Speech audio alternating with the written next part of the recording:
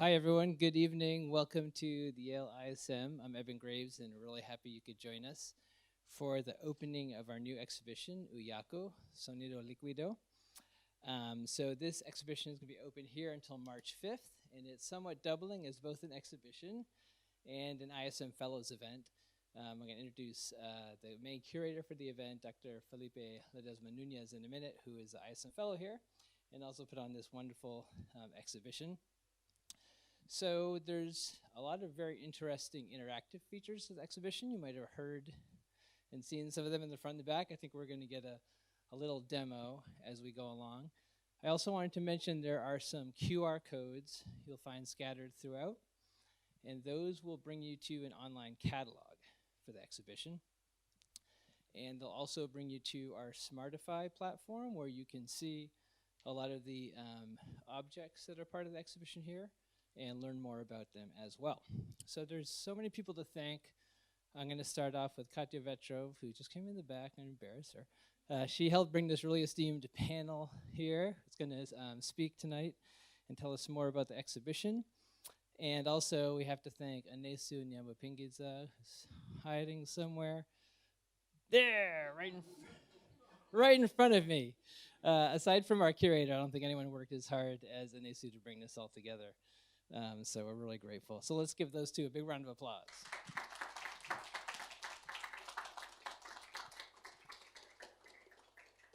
Okay, so now I'm going to introduce ISM Fellow, who was really the creative force behind this exhibition, both in terms of research and the creative work to make many of these objects here, Dr. Felipe Ledesma Nunez. So Dr. Ledesma is an Ecuadorian sculptor and historian of sound whose work engages the Andean colonial archive and its sonic traces through the creation of ceramic sound artifacts. Dr. Ledesma earned a PhD in musicology from Harvard University after studying at Universidad de Cuenca, Northwestern State University of Louisiana, and SUNY Stony Brook.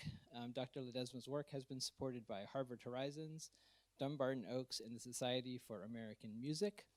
So please give him a very warm welcome.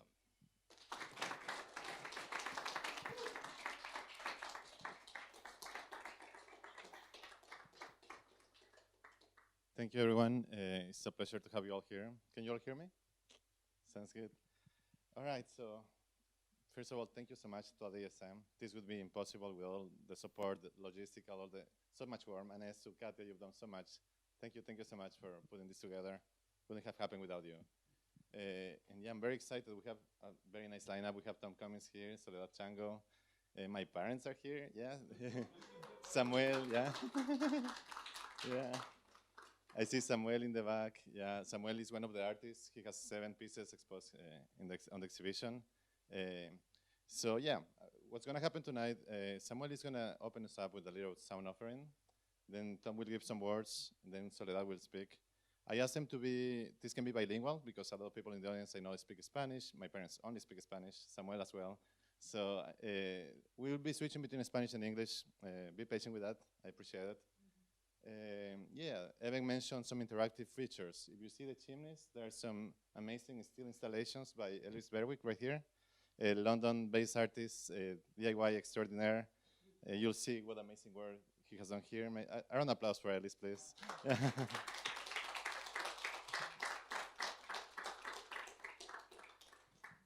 All right, so there's also, all of these sculptures sound with water.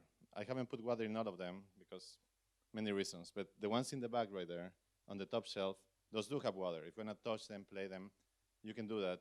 You can touch any of the sculptures. I'm okay with that. Sculptures do break. Let's try to avoid that, but if it happens, I won't hold against you.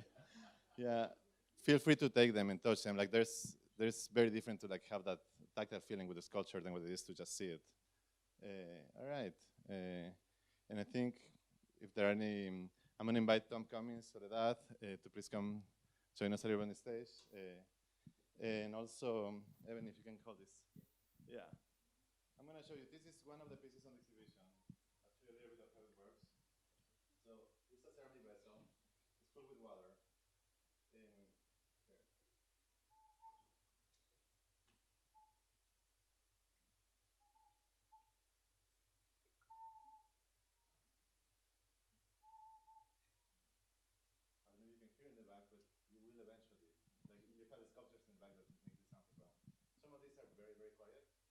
quite loud, you'll see around. A feature of this one, and many of these ones, is this kind of breathing sound. You hear it sing, but it also breathes like a human. It's a very human sound, which I think was, for me, that was the sonic cue that opened up the discovery, what you would hear read about the discovery and how we learned what the whistling bottles were used for, right? The only documented case of how they were used, which is a 17th century ritual, let's say, or like celebration, like the one you see depicted there on play. That one is an interactive piece as well. You can take it out, you can take the roof out, see what's inside. And yeah, there's a few of those, things to interact with the piece. Feel free to touch things around. And yeah, at the end of the exhibit, we'll be around for a conversation. And yeah, if you have any questions. I don't know, Tommy, you wanted to say a few words? I guess I stand up. Oh, and I should introduce Tom. I'm sorry. No, I can introduce myself. Yeah. Sure, thank you. So, I'm sorry, Tom Cummins, a professor of art history at Harvard University, the director of Dumbarton Oaks, author of more than 10 books, and who has been a huge lighting force in for me, the creation of this project. I would say that when I met Tom, I was a classical pianist interested in studying 20th century modernism. Okay. And I met Tom, and yeah, he showed me about whistling bottles. He told me about this, how to read colonial manuscripts. Tom, this wouldn't have happened without you. Thank you so much.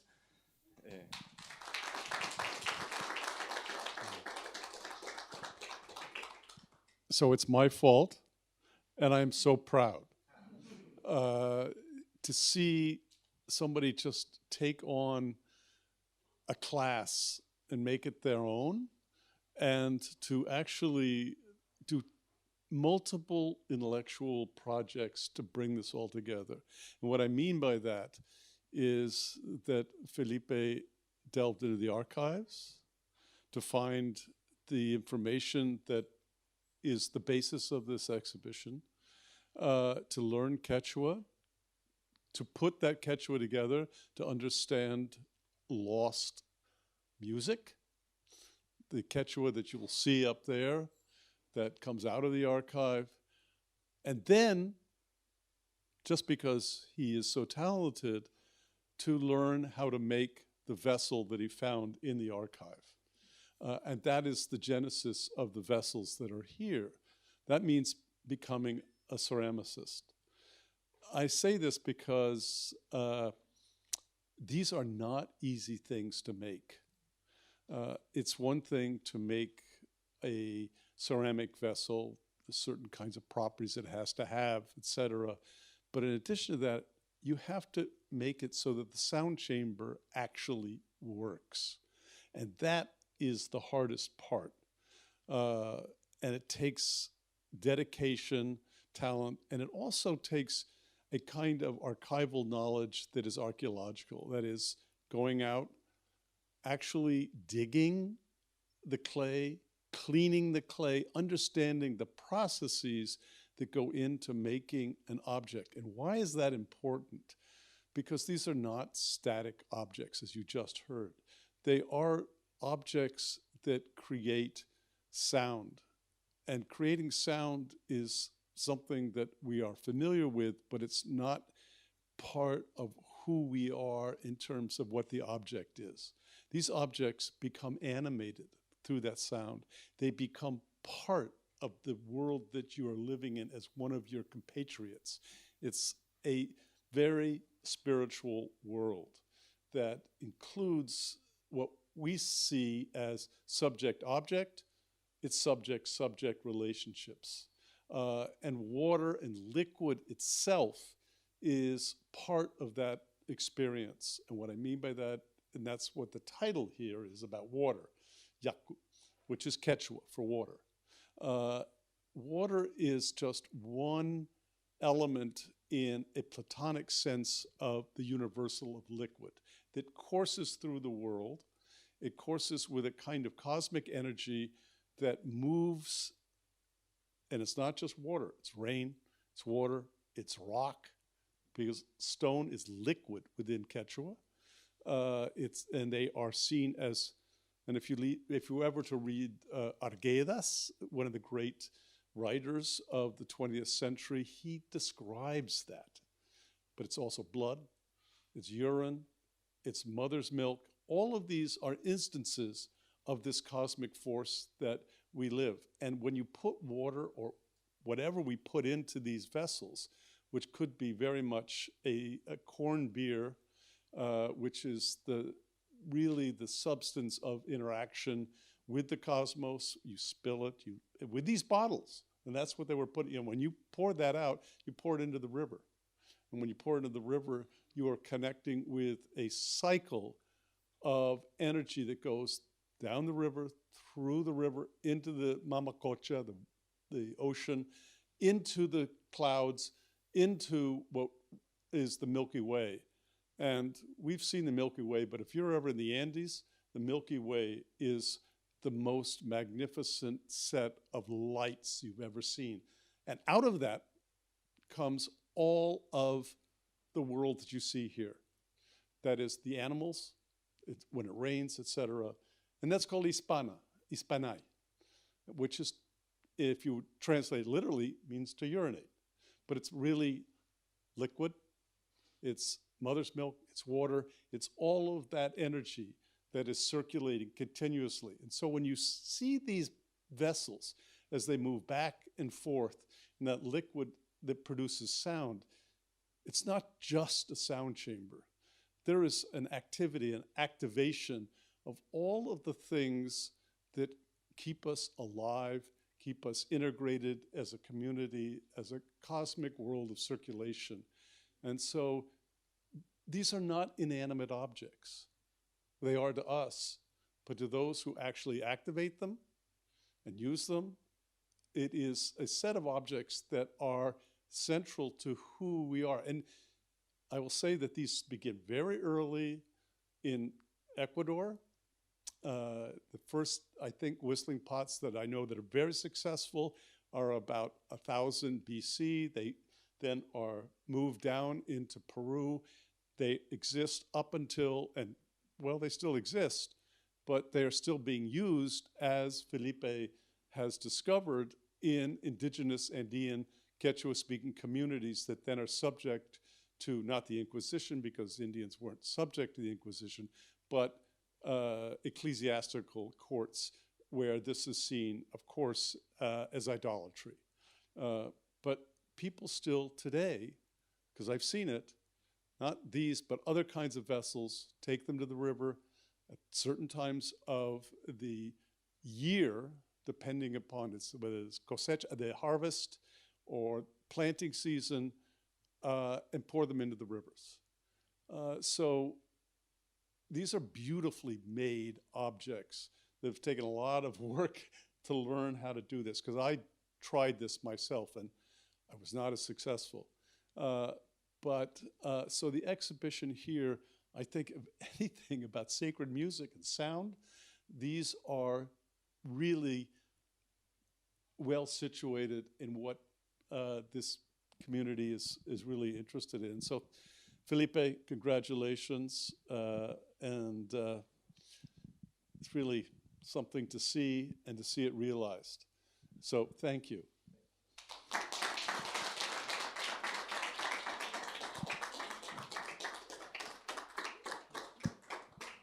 Thank you, Tom. Now we'll hear a little bit from Soledad Chango. You'll see her wearing this beautiful dress. She's from Salasaca in Ecuador. She's in the anthropological linguistics, right, Department of Columbia now.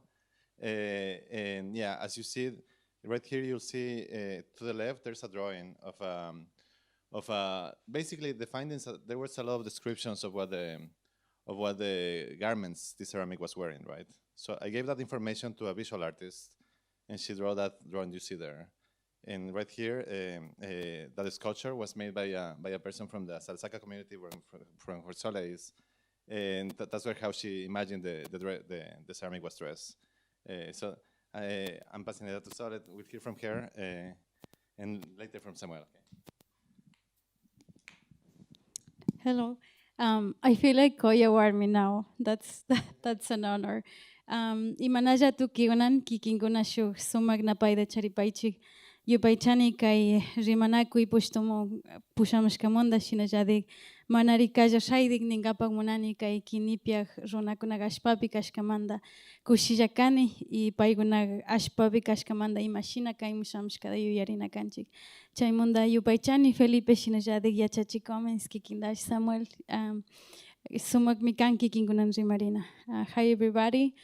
Buenas tardes con todos. Qué gusto poder estar aquí compartiendo este espacio muy importante de dar voz a un silencio que ha estado permaneciendo en un espacio remoto por muchos años y que Felipe con su trabajo ha podido darle voz. In Quechua, I was just mentioning that I want to, first of all, without continuing this conversation, offer a land acknowledgement to the Quinnipiac people who are the natives from here. And I was also mentioning that I want to ask for permission because we are in a very sacred place right now, and it's not just a symbolic act, but it's a fundamental ethic action for indigenous people to enter to sacred places and spaces and elements, asking permission and then giving something to them. So the way that I see this is, at least with words, I want to ask for permission to be in this space. And then the way that we are thinking is that how much Felipe has done to give a lot of vivid places, and these places just this exactly what we think and how we think, just visibilizing and strengthening these places to let people know that we are not diet cultures. We are alive here. So initially, I want to a little bit kind of touch three different topics. First of all, water, second, sound, and third, the language, the Quechua language that's written in this passage. And starting with water, I want you to see my my shawl here. I don't know if people in the back can see, but I'm gonna stand up. So you see the shawl here, and among a lot of icons that you see here, there's one very important one. So there's a zigzag here with different colors. And we actually did this with my mother back in January, some weeks ago in my break. And while we were embroidering that, we were thinking about the closest river in the community. And then we were thinking about how much this river has done for us. We were thinking about, among all of the other functions that this river has, it has purified us, like the whole community, in different processes. And like my shawl, a lot of other artifacts in production in the community, there's a system of communication that precedes and exceeds the alphabetical writing system that we know, being to archive or leave legacy, or just to send a message to the people who are coming back to us. And this goes to archaeology, this goes to our agricultural work, this goes to the textiles we do. We want to leave like a message there, because our way of writing used to be different than the alphabetic norms that we know. So the symbols, as Gerd say, the symbols that we see in a community do not just represent like just representations of different elements, but it's an ontological materialization of who you are as a community. So this is really important for me to start with. And the second part was about sounds, and talking about water before jumping into sounds. We can all tell that we sometimes even listen. I do that sometimes when I need to reconnect. I live in New York City, so sometimes I really want to reconnect to my community. And one way of doing that throughout technology, of course, is just I put sounds of water, so I can just like close my eyes and go back to my community. And people who do that, you know that your body goes to another level. You try to, there's a lot of different functions that it does, right? I don't want to go specifically to what this takes to me, but this goes to sound. This is my second point. Sound for us is not just for relaxing. It's not just for listening to have fun, but it's also for communal organization. So I want you to picture this: a cow or a bull's horn, like a very long one, along to reach the whole community or to travel across territories. And we have this horn until today. Actually, yesterday, 3-day celebration ended. And this horn is used to begin something. And we used to have this to begin ceremonies. And whenever people heard that, they didn't ask what that meant. But that sound meant that there is a necessity for collective reunion, for the presence of the people. So they just knew that they had to go to the communal house. So nowadays, this has changed a little bit for for loudspeakers, but there's still special ceremonies, sacred ceremonies, festivals that still use this action to initiate whatever event, whatever celebration they are doing.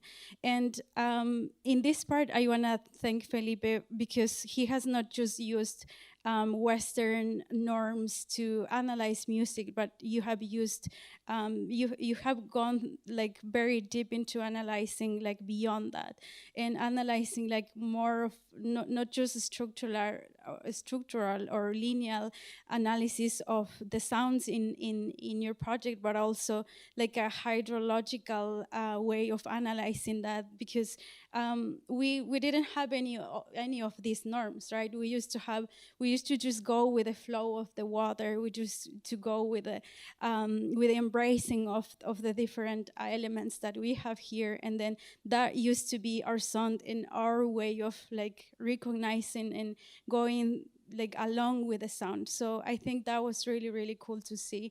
And yeah, I think it's very, very important when we analyze something that is pre-colonial, the elements of analyzing couldn't be used with the westernized norms as well. And finally, just to share a little bit of the Quechua language. So I imagine when I was reading the Quechua passage here, this was like, I understood like 70% of it. It's Quechua from Peru. I'm from Ecuador, so the variant that we speak is Quechua. So in Quechua, it's very, very similar. So let's just have this example of two people walking, like one this way and the other this way. And then when they encounter, they see that one person is going this way and the other is going that way. But even seeing that, even knowing that that's happening, one person says, "Hi, how are you? Where are you going?" Knowing that that person is going the other direction. And the other person says, like without saying, "Oh, why are you asking? You know where I'm going." But the other person says, "I'm going that way. Where are you going?" And the other person says, "I'm going that way." And then when I was like, I've been to studying a little of linguistics, Quechua, linguistics in Quechua as well. And then when we studied this, and when I had like just the rules of studying a language, for me it was like, why do we do that? Because I took it for granted, right? Like for me it was like, we always do that, but I've never questioned why we do this like redundancy. Why do we repeat, even knowing what are we doing? Why are we asking we are doing this thing?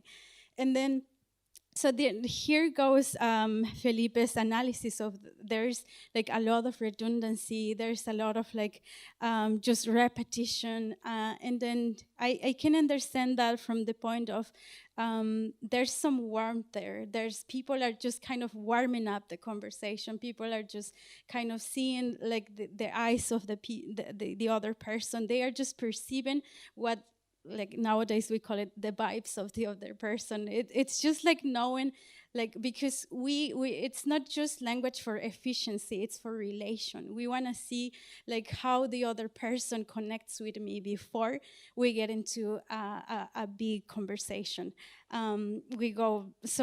This was very important for me to see, and I thought this is what we still do in nowadays. This is how we communicate in Quechua still. So yeah, I think I don't have like many more other things to share more than to say that this is a really huge work. And I for today's presentation, I should say that I asked a lot of people, because being in academia and studying a lot of Western knowledge, which have been like very good for me.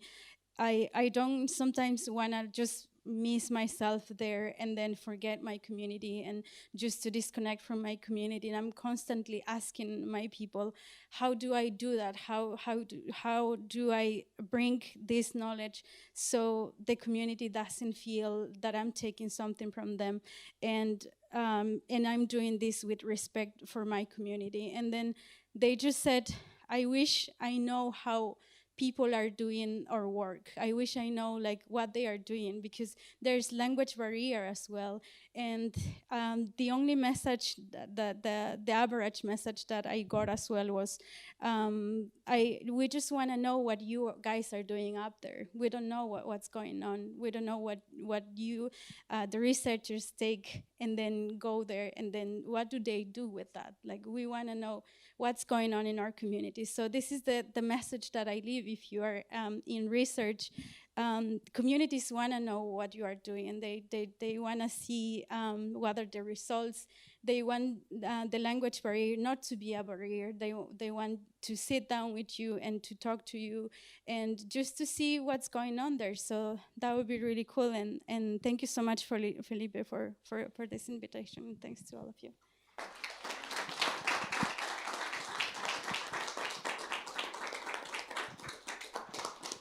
Muchas gracias, Sole. Y para igualarle a mis viejitos que, como digo, no hablan inglés, estaba mencionado también que los textiles allí son por Daniela Masaquizajeres, Soledad es de la comunidad de ella también. Y también quisiera, aparte de mencionar a Daniela, que ha hecho un trabajo extraordinario con esto, también los artistas de Manabí, de La Pila, Ecuador. Tenemos a Genaro López, a Daniel Mesones. Espero nos estén escuchando allá desde La Pila en el live stream. Pueden ver muchas de sus obras. En el catálogo van a encontrar qué obra pertenece a qué artista, quién la creó. Yo sí lo considero eso muy como un trabajo muy comunal, ¿no? Es como un trabajo de grupo. Todos hemos metido mano de una forma u otra. También van a poder ver más información sobre esto en español, así que no tengan que estar escaneando y usando ChatGPT. Está escrito bien en español siguiendo este código QR.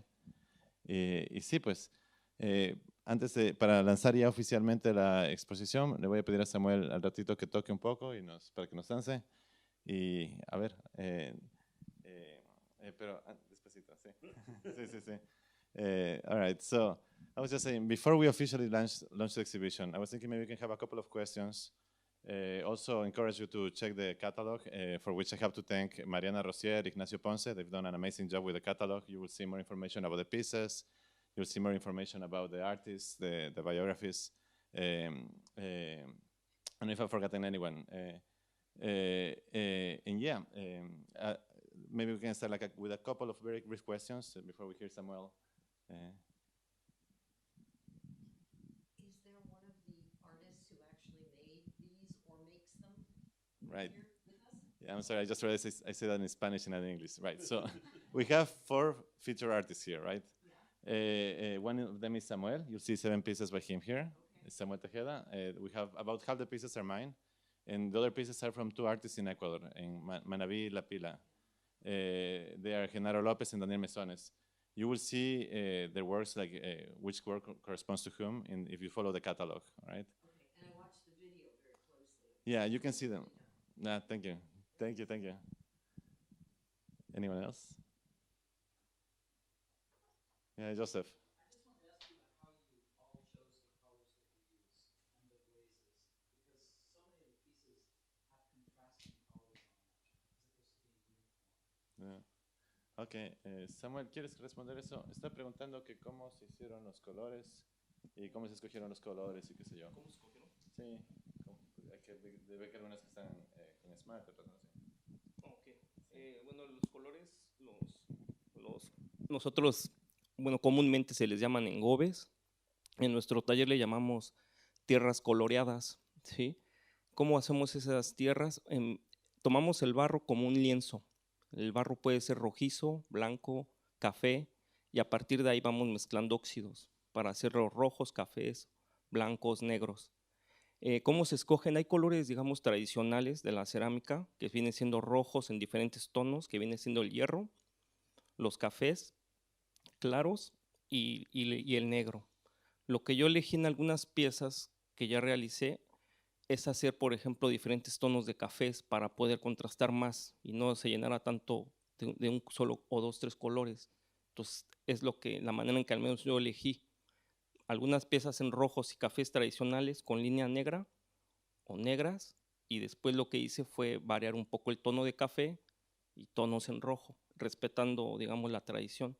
Solamente hay una pieza que tiene un poco de esmalte, ¿no? Que fue variarle un poco el tono a lo que es un maíz, pero también ahí juega el horno, ¿no? Ahí elevé mucho la temperatura y se vitrificó, pero la idea era que nada más pegara, no pegara tanto, pero me vitrificó un poco, ¿no? Pero solamente es una pieza.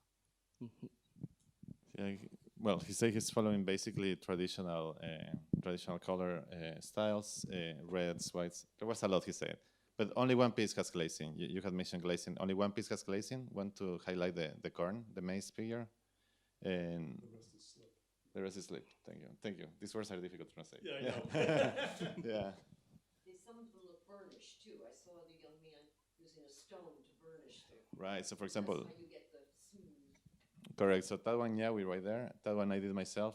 That one is just basically tierra, like barro, clay, color clay, with a stone. Yeah. It takes a lot of patience, but you can get that very nice. Yeah. Could you tell me how long it takes? I saw a young man on the video. So is this passed on from generations, fathers to sons, daughters? So that's interesting. I think it depends a lot by community. Okay. Through the rainforest, I've seen a lot of communities where the women are the ones that are doing this.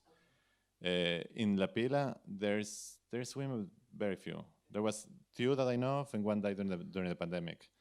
But most of them are men in La Pila, and they complain that there's no like the new generations don't want to learn. But I do see at least there is a lot of craft there. That La Pila especially is like it's a very small town, and there's like 20 very high level ceramicists, like very elite. And so there's clearly a strong tradition there. Yeah, I don't know if you have anyone else.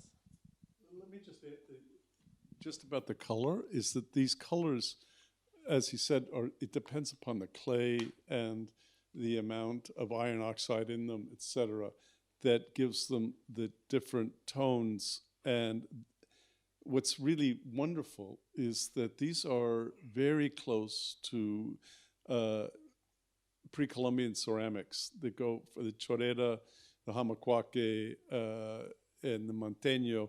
These are all represented here, and I'm not going to go through the different styles and periods. Manteño is the last culture in Ecuador. Chorera, and well, actually Valdivia, you have one Valdivia piece here. But they're very close to what many of these communities, like Las Pilas, also does some waqueando. I mean, in other words, they go out and look for actual pieces that they know, and so they copy them. And one of the aspects of Ecuadorian coastal ceramics is very early the development of molds. And so they use those molds, the pre-Columbian molds, to make today replicas. But they're not replicas because they always use these molds. And the molds were actually more important than the objects because the molds were passed down from generation to generation. And we know that through some kinds of forensics that the molds themselves actually have marks on them, and they probably belong to families of artisans and they also repair the molds. They don't repair the broken figurines, they repair the molds. There's a whole tradition of this. So there is this passing on until today of the techniques and using the same clay and the same colors So what you see here is if you were to go into a museum, some of these pieces could very easily pass for archaeological pieces, and some of them have. So there are some that are painted, and those are the hamakwake, and those actually have fugitive paint. They're not, as you said, it's all slip, pre-Columbian colors, and then burnished, etc. And they have iridescence. Some of the choreta pieces have iridescent color, and that's a kind of slip that they develop. But these, which is really wonderful, is how close, and then this great imagination of they use their own imagination to sort of elaborate on those. Sí, sí. Y también hablando sobre eso, de esas piezas hamakwake, por ejemplo, me llamó mucho la atención que uno va al museo y las ve así como las ven ahí, ¿no? Como un blanco así desgastado, como que estuviera lleno de tierra, lodosa. Y creí que porque eran piezas viejas de museo, ¿no? Pero ahora la hicimos, usando la misma tierra, con mucho cuidado. Esas son nuevitas, salieron hace 2 semanas del horno y se las ve súper antiguas, ¿no? Entonces hay algo ahí con la tierra de allá que es eso, ¿no? Uno aprende eso con el hacer, ¿no? Cómo se va haciendo, cómo resulta. Y sí, pues son piezas, esas de las que habla Tom que podrían pasar como piezas de museo, están todas allá en la repisa de atrás. Y sí, pues hay para que... You have to translate that now. I do, yes. Yeah. So I was saying that what Tom was saying for the hamakwake pieces, he's saying we use basically I'm used to going to museums and seeing that color, and I was thinking is that white is because they are old pieces that they have been, they're very old and they have this degraded color of sorts. But we didn't, like these are brand new. They're like out of the kiln 2 weeks ago, and they look exactly like that because we use those materials, right? So you learn a lot by the craft, by the making of how these things happen. And yeah, those are beautiful pieces. Those kind of pieces, the museum-like pieces, the archaeological, you could see them there in the shelf on the back. That's where those pieces are located. And yeah. Any other questions? Más preguntas? Gata. Yo me pregunto por la arcilla, o sea, el tipo de arcilla afecta el sonido que pueden hacer o solamente la forma.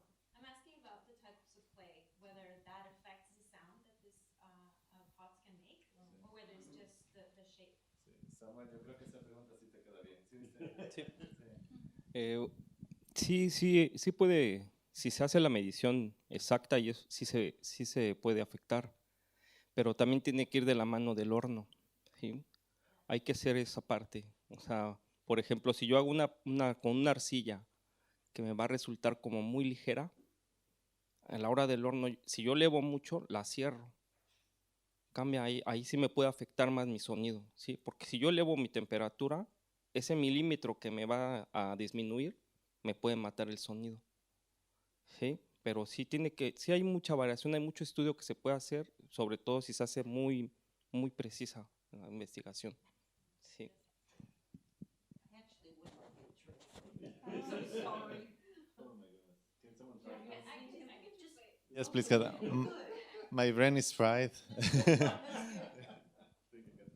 He was saying that yes, that the type of clay can affect the sound because it's both a combination of the type of clay and the temperature of the oven in which it's fired, and so it shrinks differently depending on the type of clay and the temperature. So yes, they have to be very careful as to how they fire the type of clay they're using to create specific cavities for the sound.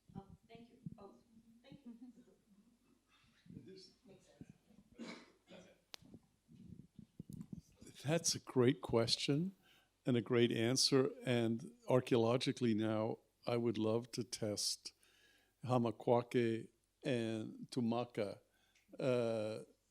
whistling vessels, because these are two cultures that are simultaneous in Ecuador with great ceramic traditions, but the clay is so much different in the north than it is in the south. It's the kind of clay that they use.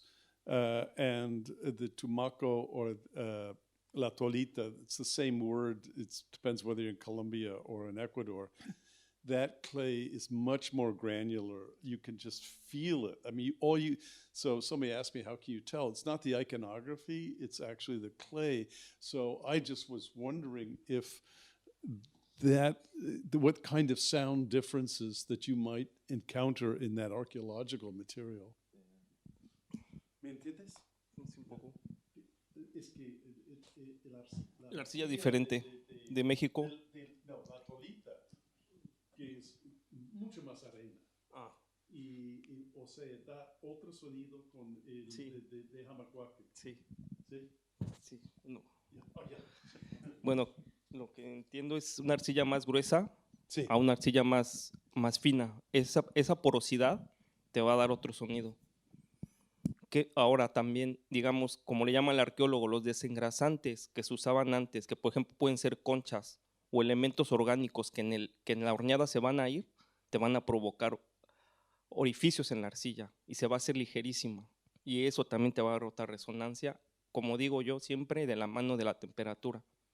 Entonces son efectos y también cuestiones simbólicas los desengrasantes que pueden llevar y que se van a volatilizar en el horno. Y van a ser una pieza súper ligera y van a tener otra resonancia, pero va a depender del horno también. A una arcilla fina que va a ser más apretada en su horneado. Pero no sé cómo traducir ese término de las conchas o las cenizas que tienen. ¿Cuál es el término para eso? Como ¿Ceniza dices o...? El desengrasante. Sí, Como- sí, ya. como una arena, como, no sé. It's the temper of the clay.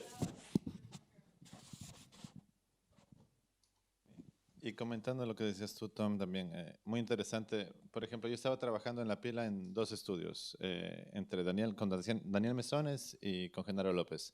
Genaro le echa arena a su barro. Daniel no. Daniel sale purito así como lo ven ahí abajo. Con Daniel las piezas salen así, como es este museo de Jamacuaque, qué sé yo. Con arenita salen más como es allá, por ejemplo. Y sí hay diferencia de sonido, yo sí lo escucho. También filtra más agua, lo que hace un cambio en cómo entra la presión. No puedo darte así como algo muy específico, pero sí hay como investigarlo. Sí lo ve, sí. ¿Alguien alguna pregunta? Any more questions? Yes.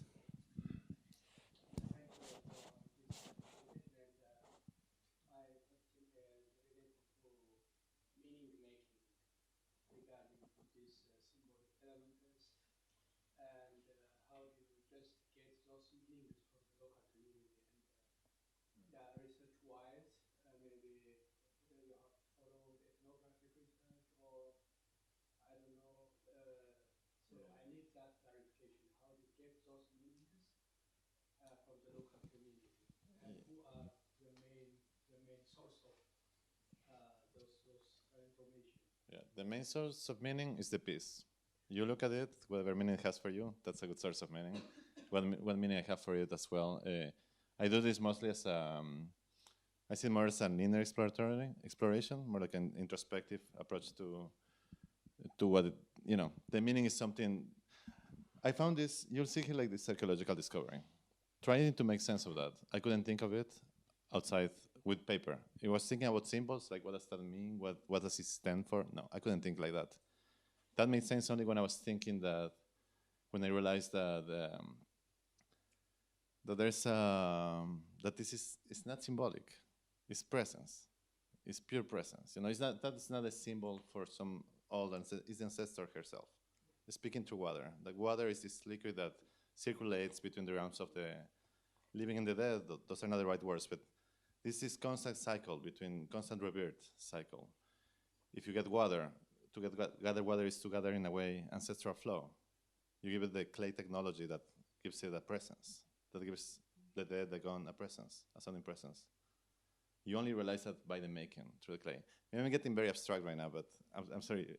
But yeah, I don't think, in terms of the community, yeah, of course this has meaning for every community that makes it. And that's meaning that, they can tell you very well. I don't see myself as something ethnographic. I don't consider it ethnographic research. I learn from them. They are my masters, they are my friends. And these pieces have meaning for them as they have meaning for me, and those different meanings differ. Yeah. Yeah. So I have sort of a dual question, although they really are separate questions, but indulge me if you would. So one is, you've described the importance of water, key element in working with clay and in human life, right, and in all life, organic life. But the clay itself is also crucial in the sounds and in its temperament, I think was the term that you used. And I'm wondering if, and it's also very site specific, I would assume. And I'm guessing that the white clay is kaolin, has a higher level of kaolin or silica or whatever. Scaling. Yeah, so it would probably have a higher firing and maybe be harder. But I'm wondering if there is, since I'm not familiar with the sort of religious reference, in the Judeo-Christian tradition, clay is this sort of stuff of which man and woman are made.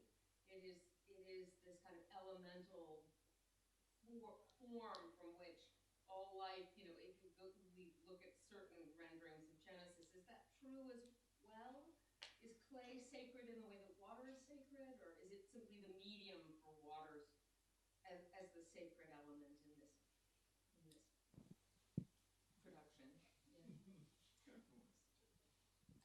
That's maybe too big a question. No, I would go back to something I said earlier, is that water is one instantation of a force that includes things that we do not include. So I did a paper with Bruce Mannheim, who's a linguist, about the relationship of Quechua poetry, in which the couplets are about things in the poetry itself. Oh, actually, song. It's not poetry. I mean, it is the words to song. And the relationship between rock, or hard and soft, liquid and stone, these things are not within our ontological categories are opposite. They're not. And that's where the opening of Arguedas' El Rio Profundo, the deep river or profound river, I mean, you can translate it a different way, starts out with a Quechua individual coming out of the country into Cusco, and he looks out his window and sees the Inca walls, and describes them as seeing blood in the river as it swirls. I mean, for us, that just doesn't make any sense at all. But within the Quechua songs of the Central Andes, this makes all the sense of the world in terms of these relationships that we don't see. So if you go to Machu Picchu and you think about how it's built up, actually it's slipping down the hill. And they actually cut boulders to look like they're slipping down the hill. So they are pouring down into it's a river that goes around, it goes into the Amazon. It is a different sense that I know.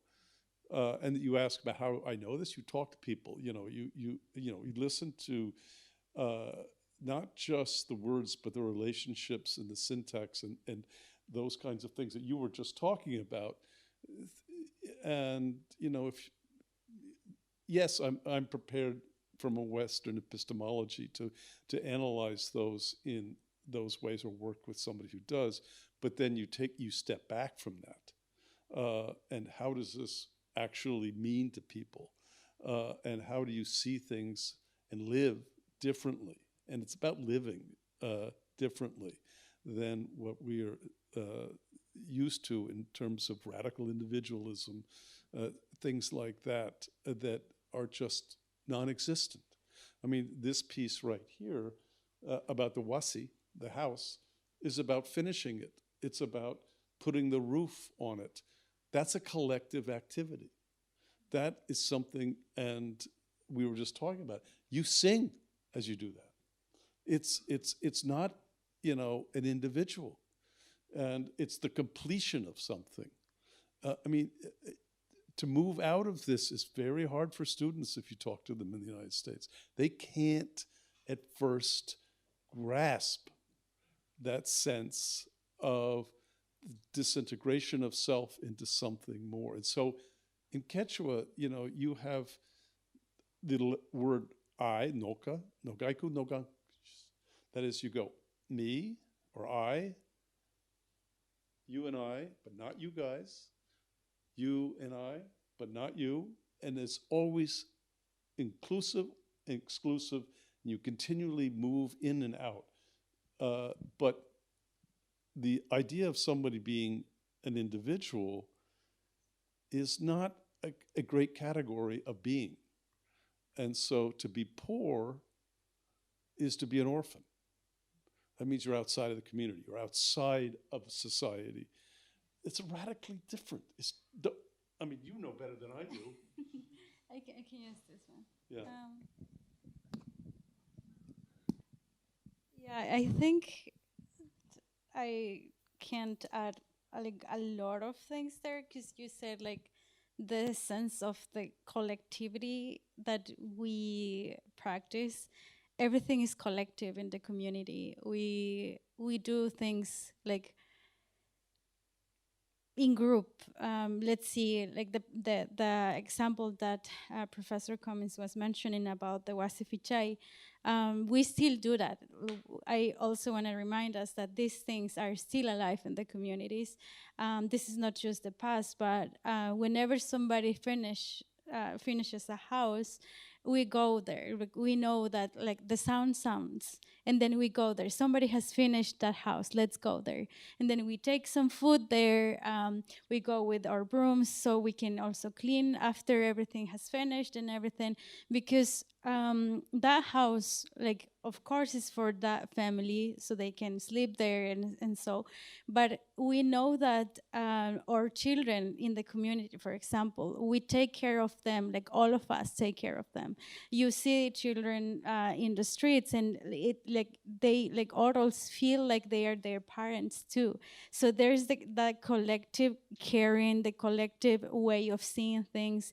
Let's say an example of that is if a water tube has broken, sound comes again, and like we know that in our gathering something like an emergency has happened, and everybody puts a hand there, and then they fix it. So everything is happening in collectivity. Let's see another example of that. A person has, it's very rare to see somebody like robbing things or something like that, but if something like that happens, that means that that person, because in our like the initial like ontology for us, that our belief is we don't have to be robbers, we don't have to be lazy, mashua makija we don't have to lie. So if something against those three mandamentos, I don't know how to say that, commandments happened, that means that that person is purification. So the whole community gathers, and the whole community does 7 different steps to purify that person. And then we dialogue with him.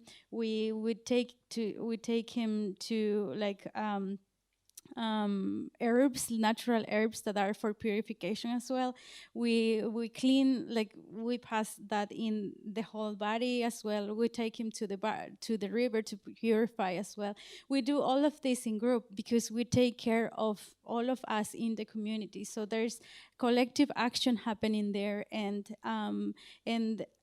so I think that that's part of what sometimes we can't see from the outside if we don't live in the community, or if we don't, if we are not present in the community for long enough to see what are like the really meanings of behind the community system, right?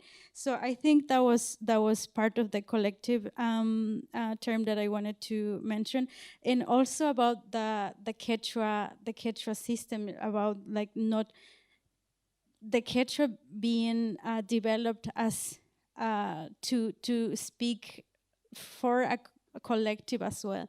For example, let's say we have I'm going to use another, a different pronoun, the pronoun pai. Pai is non-gendered, is gender-neutral pronoun, and that is used not just to refer to him or to her, but also to refer to a mountain, to refer to a river, everything that is alive that we consider sacred, everything that we see that has a life is used with the same pronoun. Let's say my dog is called, we don't call it it, we call him.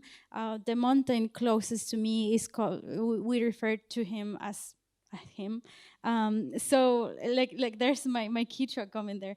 So I think language the Quechua is developed that way, that we treat as equals. We don't see a hierarchy there, like thinking that we humans are better than any other. So we take care of that. That's why I think the collectivity doesn't go just among humans, but also beyond humans, like with the nature that it's around us too. So I hope that answers a little bit more.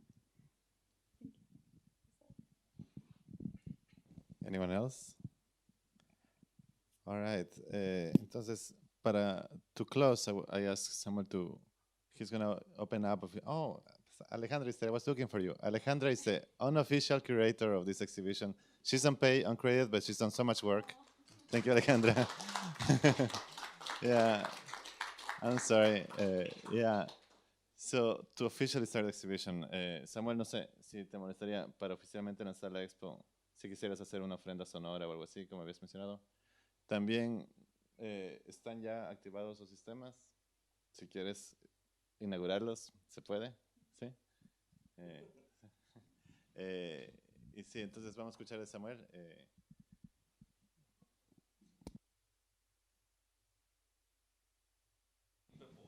Por el acercamiento a nuestro taller, por visibilizar nuestro trabajo de alguna manera. Un taller artesanal se vuelve familiar, ¿sí? Trabaja también mi familia y pues ahora sí que reconocer el arduo trabajo, ¿no? Que es viajar a México a trabajar la cerámica. No es fácil, pues Ecuador, después traer todo acá, es complicado.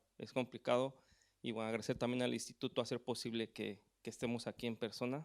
Les vamos a ofrecer un sonidos con mucho respeto hacia esta inauguración de las piezas que a pesar del tiempo siguen siendo para nosotros sagradas, ¿verdad?